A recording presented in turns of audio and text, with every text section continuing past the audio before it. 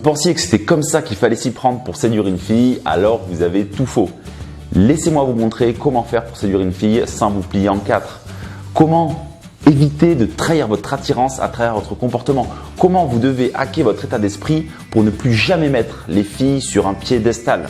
Car actuellement, c'est le lot de Jeff, un nouvel élève qui trahit trop facilement son attirance auprès des filles sur les sites de rencontres. Alors à travers une de ces discussions, je vais vous illustrer les exemples et surtout vous donner mes meilleurs conseils pour que vous ne vous mettiez plus jamais en quatre pour séduire une fille.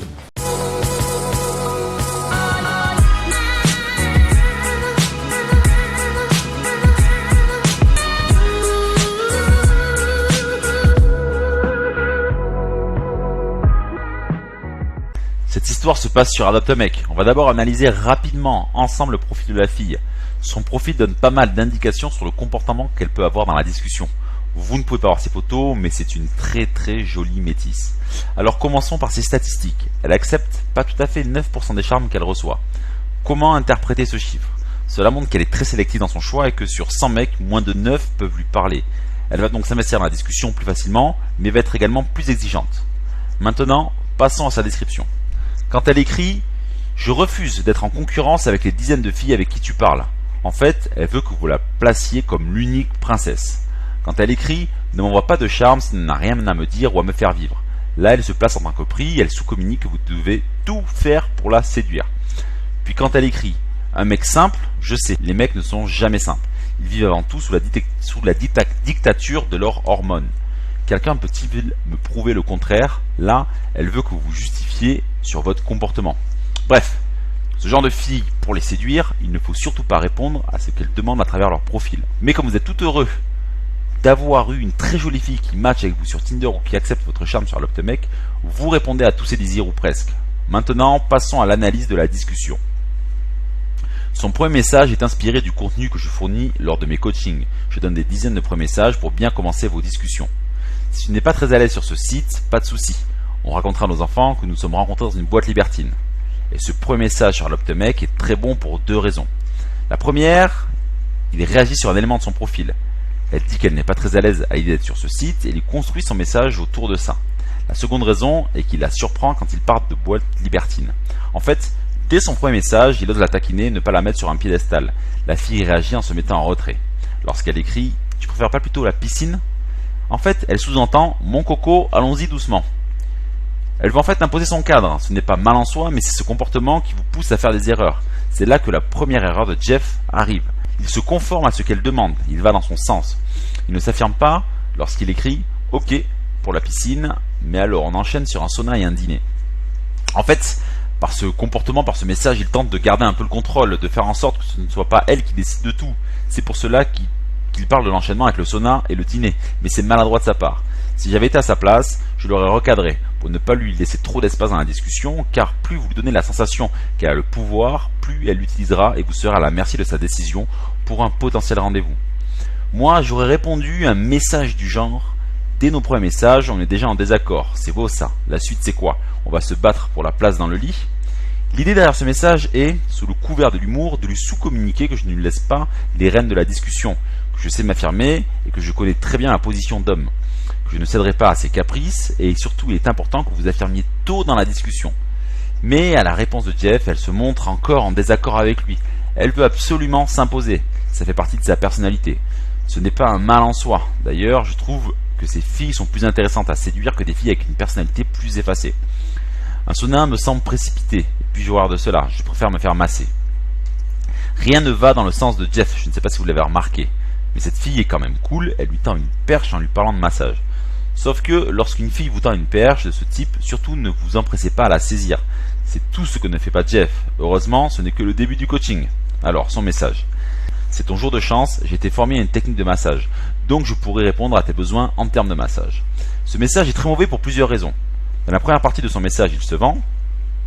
Et dans la seconde partie de son message, il se met à sa disposition. En clair, en un message, il lui sous-communique qu'il est attiré. Vous savez que les filles adorent être challengées. Mais là, il ne représente plus aucun challenge pour elle. C'est contre-productif pour séduire. Si j'avais été à sa place, j'aurais répondu à un message du genre « Décidément, il semblerait que toutes les filles d'Adopt a Mec aiment se faire masser. Vous êtes concerté ?» L'idée derrière ce message est de la mettre au même niveau que les autres filles. Alors certains d'entre vous penseront peut-être que c'est contre-productif, mais non. Elle se sentira piquée dans son orgueil, ses émotions la pousseront à répliquer, s'investir vraiment dans l'échange et aller dans le sens de Jeff. D'ailleurs, dès qu'il fait un pas vers elle, vous pouvez le voir, elle fait un pas en arrière, comme à travers ce message. Non, je préférerais un pro, car il serait vierge et toute idée farfelue, tu ne crois pas? Là, elle veut le faire passer pour un mec qui pense cocu. Elle le pousse à se qualifier pour entrer dans son cadre. Et Jeff met les deux pieds dans le plat à travers ce message. Ne t'inquiète pas, je suis un mec ouvert d'esprit et pas fermé à une seule façon de penser. Il dit en d'autres termes, je ferai tout ce que tu souhaites pour que tu m'adoptes. C'est exactement ce comportement qui fera fuir la majorité des filles. Vous mettre à leur disposition pour faire chavirer leur petite culotte sera contre-productif. Jeff n'a aucun contrôle sur la discussion. C'est elle qui décide de tout, comme on peut le comprendre à travers ce message. Je ne suis pas une proie facile, tu sais. J'aime surprendre les hommes par mon physique, mais encore plus par mon esprit.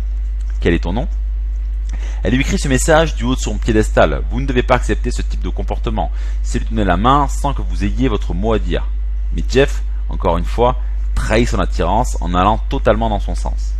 Tant mieux, car un corps sans esprit n'a que peu d'intérêt. J'aime les challenges, Jeff enchanté. C'est lui qui doit être le challenge et non pas elle. Bref, Jeff n'a pas encore modifié son état d'esprit pour séduire. Car c'est bien votre état d'esprit, comment vous placez les femmes par rapport à vous, qui va déterminer votre façon de séduire. Vous devez aller à contre-courant de ce qu'elles proposent, ne pas leur donner raison. C'est comme ça que vous réussirez à les faire réagir. Moi, si j'avais été à sa place, je l'aurais renvoyé dans ses filets gentiment. Tu dois avoir une sacrément bonne levrette d'esprit, et pas que, pour surprendre les hommes. Je monte détaché, je la taquine, je n'ai pas peur de la bousculer. Bref, je m'affirme. Vous devez vous affirmer absolument. Continuons. Après les présentations, il continue les erreurs. Ça fait plaisir d'enfin trouver une femme qui, en plus d'avoir un physique avantageux, semble avoir un bel esprit. Dans ce message, il la complimente. Encore une fois de plus, il ne se montre pas challengeant. Mais s'il a ce comportement, c'est parce qu'il est attaché au résultat avec cette fille. De par son profil, elle lui plaît et il se dit qu'elle ne doit pas être facile à séduire puisqu'elle est très sélective. Alors il pense qu'en allant dans son sens, ça fonctionnera. Sauf que c'est tout le contraire qu'il faut faire.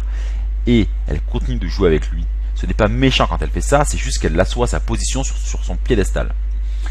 Si tu n'en veux qu'à mon cul, je peux te dire que tu risques d'attendre longtemps. J'essaie l'abstinence en ce moment. Je remplace ce millimilo sexuel par la culture, les livres et la masturbation. Elle lui impose clairement sa façon de voir les choses. Elle lui dicte les règles du jeu. Alors, à part si vous adorez être dominé, ne vous laissez pas faire. Ce n'est pas elle qui doit décider ce qu'elle va faire de vous. Ce n'est pas elle qui doit décider de la suite de votre histoire. C'est vous. Mais pour ce pauvre Jeff, ça semble bien compromis. Je suis d'accord avec toi, ce sera un beau gâchis de n'en vouloir qu'à ton cul.